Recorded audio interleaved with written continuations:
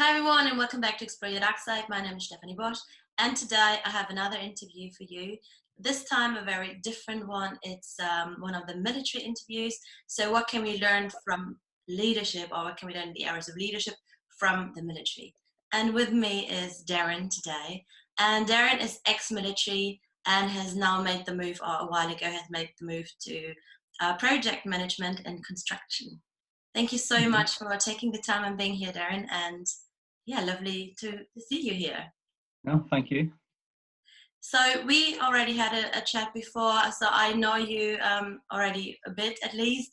I mean, maybe people haven't heard of you, might not really know too much about the military. Can you give us a bit of a background, what you did, where you came from, and why you then transitioned into project management, or your current role?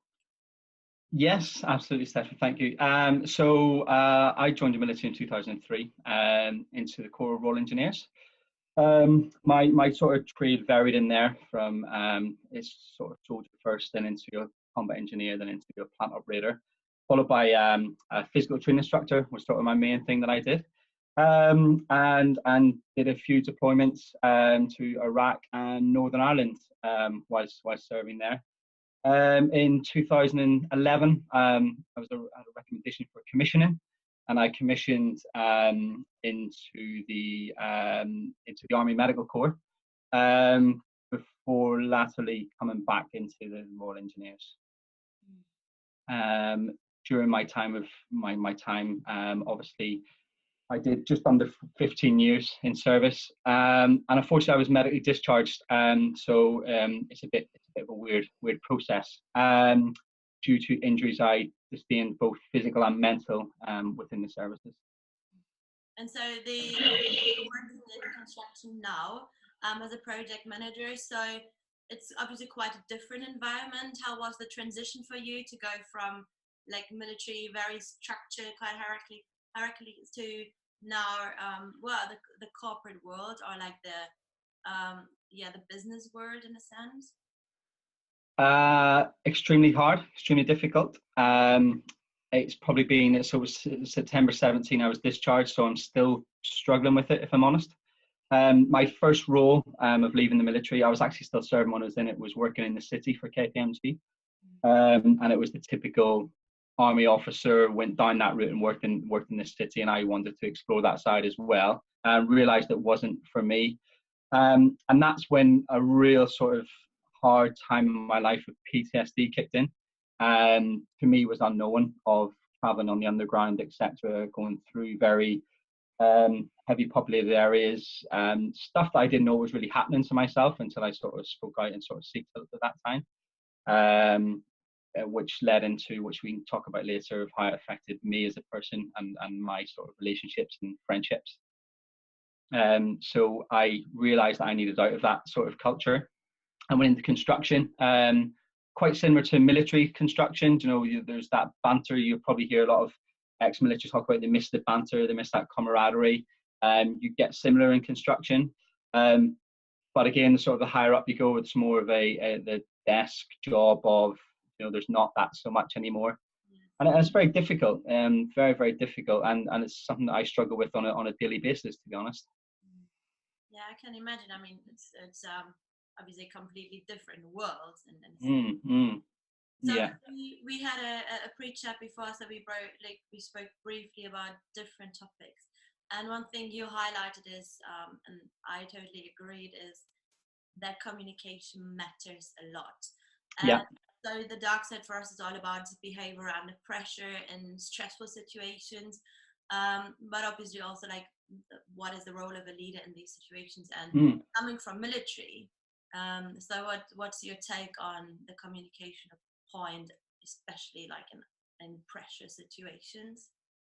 So in the military, I'll quickly give you a quick story on a communication event that happened.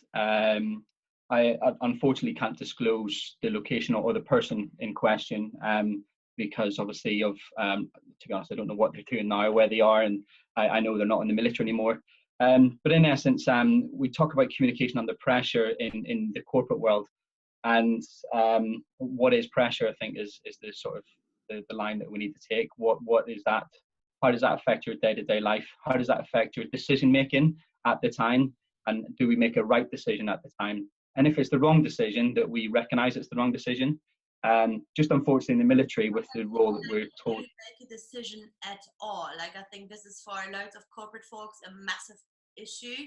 Yeah, decisiveness, nothing. correct. And absolutely, and I hear it in the business world now of, we like ex-military because they can make decisions, but we have to make decisions in the military, because at the end of the day you could be, there's lives at risk.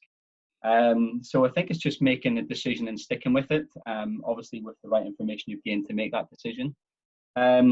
So linking that communication under pressure, I mean, this was a soldier who was burnt quite bad. My role at the time was to basically communicate between her, the doctor, this other soldiers, the helicopter, the exercise director in essence, and basically make sure that she got evacuated in a timely fashion, which in essence my team saved her life. And we as a team reflected quite a lot on that and how we reacted and what we could have done different.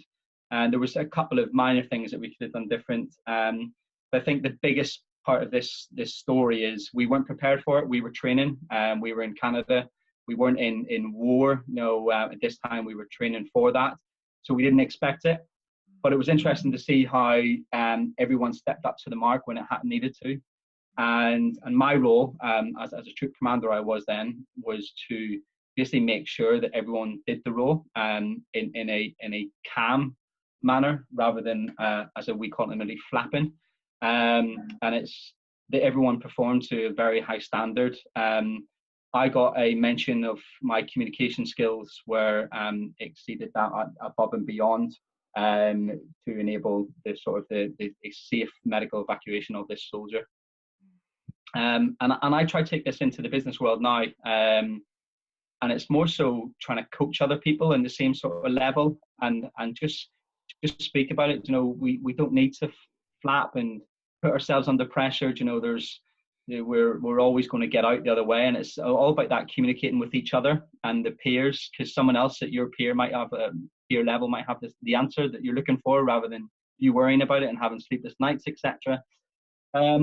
And then that sort of leads on to communicating with yourself, which leads back to me and the PTSD. I bottled it up for years and years, and it's learning how to communicate out of your inner self to someone else, which I think probably this week, given Mental Health Awareness Week, is perfect to maybe look on that. The problems that causes soldiers. And I don't think we're there as a nation yet in recognizing it. You know, given 2018, 71 soldiers took their lives through PTSD. It isn't good enough, unfortunately. But it's going back to that communication and telling people to reach out. You just got to speak about it. You've got to ask, and then for someone in the industry of working with these other soldiers who may know or may not know if they have PTSD, it's looking at their daily life. What have they changed? Has their normal work life changed? Do they look tired? Ask them what's wrong, and really just getting to know your team as a manager then, to realize when something's gone wrong. Absolutely, and I think it's this whole area of getting out of your head, and it's such a massive thing to get out of this stuckness and talk to yourself. In fact, the day we filmed this one, so just today, a video for Mental Health Awareness Week goes live for suicide prevention in corporations. So it is, I mean, like post-traumatic stress disorders is obviously a very big thing in the military, but I think also it's relevant to just so many of us that people think it's the last resort to take their lives. So I would 100% agree that there is loads of work to be done and steps to be taken. So absolutely. Yes, absolutely. So you said, I mean, obviously, like suffering yourself from it, you cope, or you still are coping, but you manage to open up to talk about it in a very calm way as well. So if someone is struggling, what are like the first signs that someone might suffer, and is not aware that this is actually a thing? I suppose I can only talk on my own personal experience and knowing a couple of people, well, no, quite a few people, unfortunately, with PTSD. Me personally, I would tend to implode rather than explode, if you want to call it. So I would go into myself, go into my own ways. And it became relevant to me when I was at a family party, kids party a few years ago. And someone said, to my wife, what's wrong with Darren? And I just ended up, no, I shouldn't have been in a dark place at a kid's birthday party. And that's when I realized I need to sort of go and speak to someone. So it's that sign of being quiet and just going out of their daily routine, what they would normally be, if they're really happy and bubbly. And but again, there's the other side of the sword to that. People think I'm happy and bubbly, but they don't see what I go through at home. They don't see the near cause of breakup in your family. They don't see the family suffering that you have to put your family through. They don't see all that. They don't see the nightmares. So it's about putting that brave face on. So it's quite hard to actually open up see these sort of signs in people.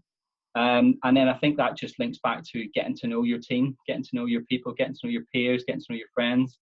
And if they're doing anything out of the ordinary that what they would do, then maybe just maybe then talk to them in a way. And I think the problem in men. Sorry. Just said that this is a really important point as well, to then talk it up, like go and be like, is anything up? Do you need help? To really not just recognize it, but really open up and be there for them. Absolutely. And I feel better for talking about my events. I feel better for talking about it. And I think, so I do a couple of these talks in work of speaking on the mental health side of things, and I've gone and done the mental health first aid course, etc. If you can touch one person with you and your experiences, then that's a good job done, in essence. And it's just basically getting them to open up. And for me, as I said, I never wanted to, and I felt my body really shutting down inside. But now that I open up, I'm actually writing a book about my experiences. And there's actually you tend to find a lot of military join the army from not too well upbringings, not too good upbringings. So actually, it's actually deeper than the stuff that they've learned in the military, they've received, or the incidents they've seen in the military. So it's actually a lot deeper, the coreness, which when I eventually release my book, it will see the before military, during, and after of everything on that. And again, I'm doing that for, if I can touch one person with that book and save one life, then that's a good job done. Yeah, no, I'm sure it is. And I think coming from self-harm journey myself, and I think the scary bit is really to open up and then being a role model. But when you talk to other people, you realize how many others are struggling as well. So yeah, it's not just me, or the thing, not just me or like one of us. It's loads of us. So I think it's a relevant thing to do. So chapeau. Yeah, absolutely.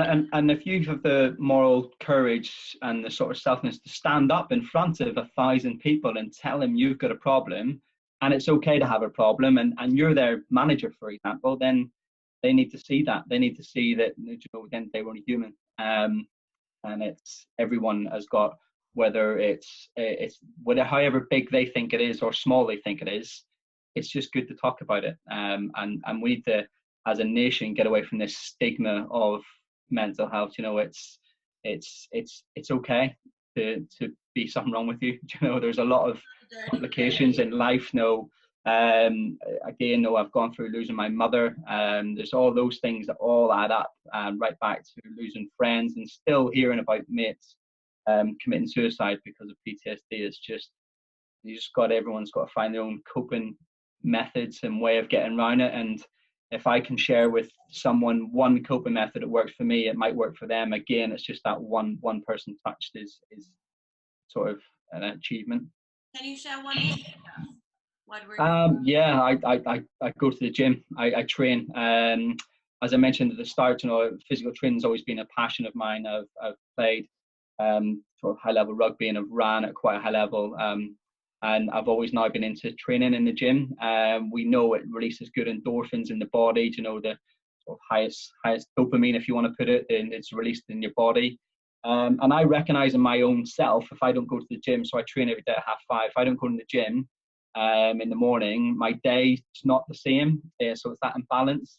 But unfortunately as well, through my physical injury, so I've had a shoulder replaced, there's things in the gym that I can't do that I used to do that frustrates me. So it's then getting around those ways. But again, that's fine. So mine's training in the gym, and a lot of people turn to drugs and alcohol and stuff, which, as we know, are depressants. And it's easy for me to sit here as someone who's never done drugs and gone and drank myself because I'm feeling low and into a pit. It's easy for me to say, but it's then coaching other people, saying this is what works for me, you know, and kind of find running works for a lot of people. They talk about running away from your fears, but they keep running, so they get into running, which is. So I think exercise is one of the key things, and even just getting out in the fresh air and changing your lifestyle, your work lifestyle, to balance your home lifestyle is a big thing for me as well. So training in essence is my sort of let go of everything. No, it does make sense, and I think for me it's the same. It's like going with the dog to the park, like really early mornings, long hours. I think really also like changing the surroundings, changing really like the state of mind of like worrying into focusing on like doing something, you know, like exercising or anything. So 100%, and with doing that, I mean, it's quite proven for music as well to release people and to let them get lost in the music, as they say. It's quite cliche, but so I obviously couple them together with, as soon as I put my headphones on the gym, I forget about the outside world and I focus on what I'm doing in there, which is perfect. That 1 hour per day is a brilliant, you know, it's just the place to be in essence for me. So yeah.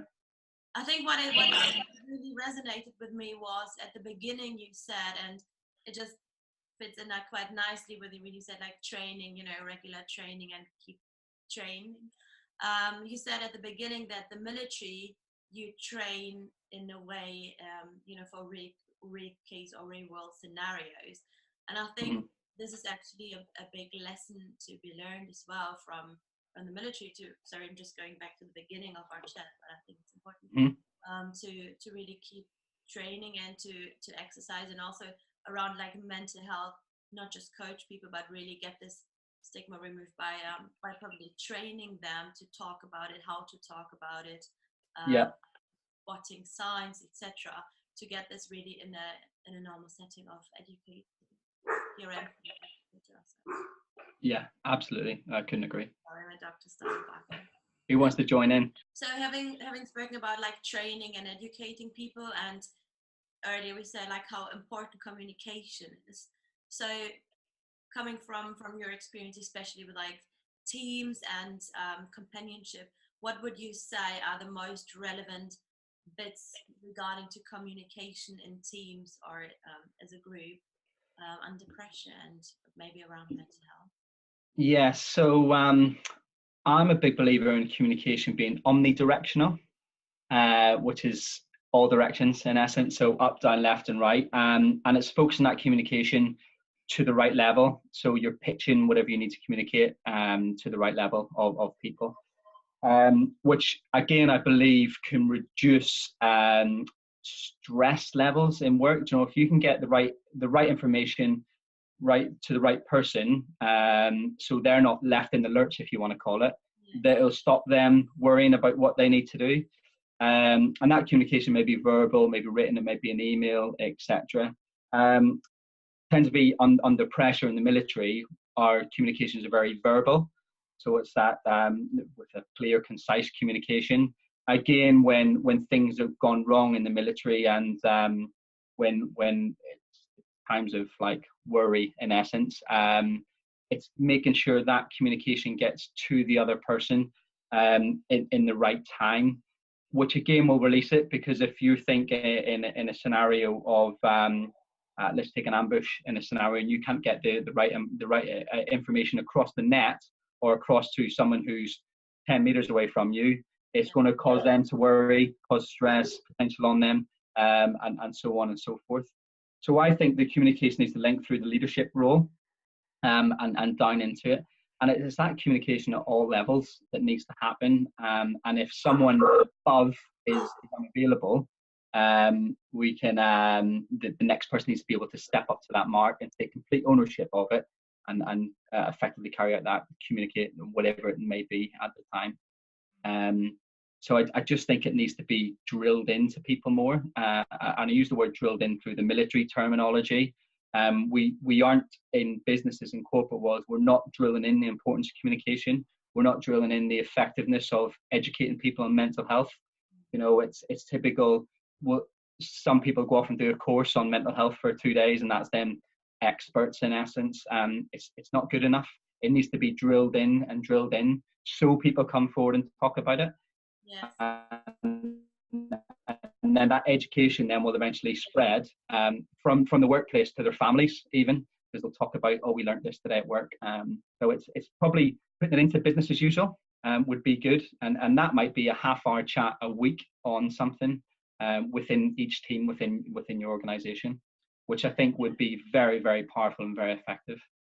And I agree, because there's this massive, even if you are educated and go on a course, there's a massive knowing doing gap. It's different to know a technique like CBT or ACT, but it's way different to actually use it. And I think what you said with bringing it home, you know, you are not in a bubble. So I think especially when you struggle with a mental health, mental illness, whatever it might be, you still have to communicate with other people who might, you know, for example, someone who never had depression or never suffered from depression.